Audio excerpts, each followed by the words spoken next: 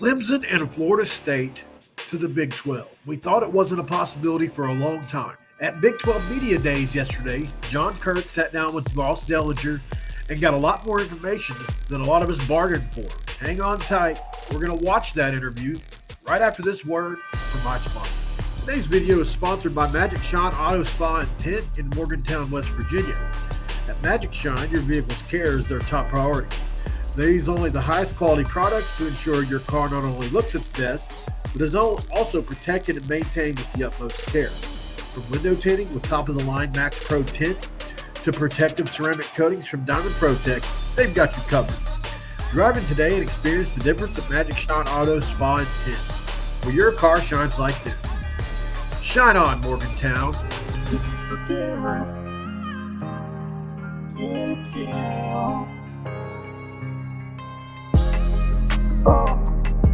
What's up, guys? Welcome back in. My name is Mountaineer Paul. This is another edition of Mountaineer Paul Talks Football. And if you're new around here, this is a Big 12/West Virginia University-centric channel. And while there were West Virginia things going on yesterday, there were some really big national things going on yesterday when a friend of the show, a friend of mine, somebody I'm proud to know a little bit, Jon Kurtz, sat down with Ross Dellinger and did an interview. With Jon Kurtz's permission, I'm going to be able to play that interview with you today, and really want to thank Jon for that. Really proud of him for being able to do this. He worked really hard to get some things on this story, and he deserves all the flowers he's getting right now. And so he wants me to tell you guys, ofbnews.com is a newsletter that Jon Kurtz now has going out to anybody interested in the Big 12, conference realignment, Kansas State, different things like that. So this is the website, ofbnews.com. It stands for Open for Business, something you might have heard from Brett Yormark. So want to thank Jon for letting us use this info. So that's what we're going to do, guys. We're going to check out the interview with Ross Dellinger and pick out some tidbits from that, talk about it, and really talk about how realistic this situation is. Also, if you have never been to Jon Kurtz's X page, it's at JL Kurtz. Really, really good stuff he does. He's super plugged in now and is just doing great work. So here is the interview with him and Dellinger yesterday.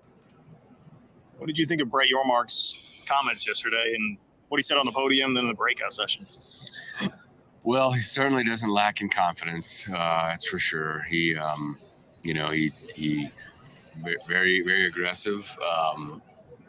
He's a deal maker, and he comes from a enterprise where, if you're not making a deal of some sort, then you're not doing your job. So he's always trying to, I think, strike deals to generate revenue and value with the naming rights and private equity, and then of course expansion. He's pretty clear that the Big 12 is still open for business, as he says. Yeah, well, the ACC is obviously where everybody points to there, and we know Florida State and Clemson won out.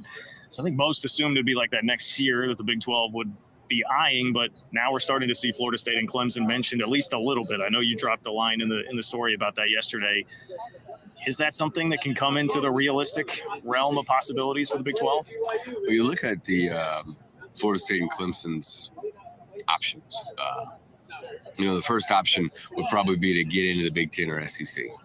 The second option would be in some way to reform the ACC with a smaller number of teams, where you would be get a financial advantage because you wouldn't split the TV distribution with 18. Maybe you would just split it with 10 so they could reform in a smaller group.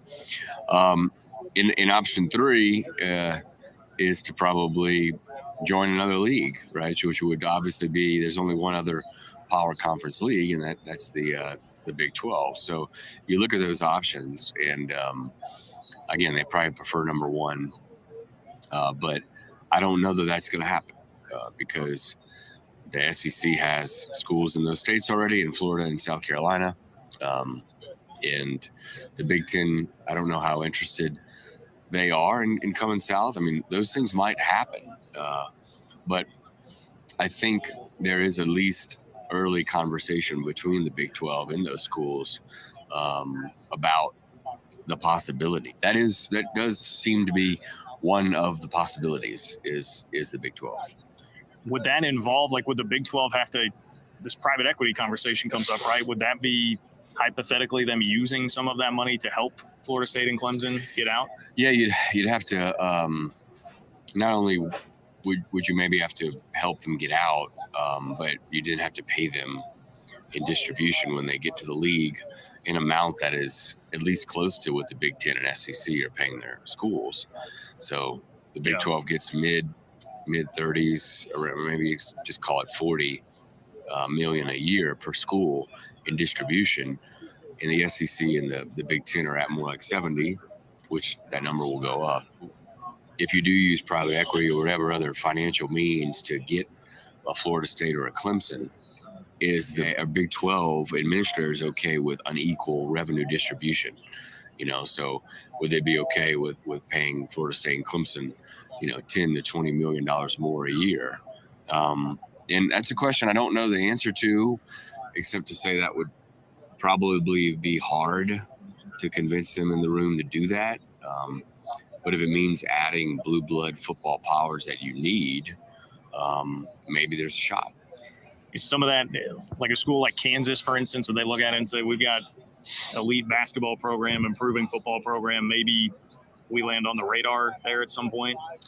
Maybe, yeah. I mean, I think the deal with the grant of rights is you don't want to get yourself into a bind where you can't leave or accept some invitation to another league at some point. We're in an environment that's changing so rapidly that you don't want to hem yourself in a lot. So I think that's a huge hurdle in the private equity conversation. So there's a lot to unpack here, and I think I want to start first with unequal revenue sharing. If this were to even happen, it's probably going to take some form of unequal revenue sharing. Obviously, I don't know that, but it just seems to be the case. And they could be doing it in the ACC, I'm pretty sure, right? If they all got on the same boat and agreed, but they aren't, because it's really hard to get administrators to agree to, just like they said. I think what would be in it for the Big 12? It would be counterproductive. The whole goal is to make up ground between ourselves and the Big Ten and the SEC. And so if you tell me that Florida State and Clemson is going to add more to the, say, like he said, say 40, we've heard 50, somewhere in that range, depending on playoff money and bowl money, we know, if it's going to extend that to, say, 60, let's say 50, let's say whatever. And then you're talking about unequal revenue sharing, but everybody's still getting more. I could see a scenario where that could work. But if you're telling me that we're going to stay where we are, oh, and by the way, you've got to give up $2 million per school to Florida State and Clemson, that's counterproductive. And all we're doing is, at best, improving our playoff status. And I don't think that's what everybody's in it for. It's money. That's what's driving this, obviously. It's not a secret anymore. And if it were rivalries, then that would be driving it. And USC would not be in the Big Ten, right? So that's number one. Number two, the ACC and its options. You start to think about what are they, and I really don't know. Could you do a smaller league like he suggested? Maybe you trim some fat. I don't know who the teams that hurt you in revenue are. I'm assuming like a Wake Forest. No offense to Wake Forest or teams of that nature. Do you say, hey, Big 12, do you want these, kick them to the curb? Maybe the Big 12 wants them, or maybe they go the route of the old Pac-12 schools now, right? In Oregon State and those teams. So I don't know what the answer to that one is either, but that's an interesting concept that it's number two, he believes, rather than number three. for Florida State and Clemson. So very interesting stuff here. I'm really curious to see how this is all going to play out.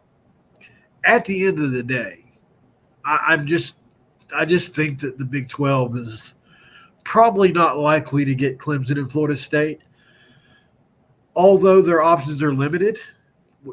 At this point in time, if Florida State and Clemson are actually out of the ACC, actually out, right? They're out of it.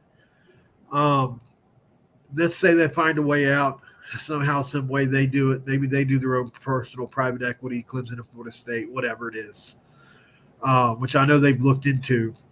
I just find it hard to believe that the Big Ten wouldn't want to add those brands. I know AAU is a huge deal, and maybe that's the deal breaker. But if we're just talking about football, if I'm the Big Ten, I'm trimming my fat, and I'm picking up Florida State and Clemson.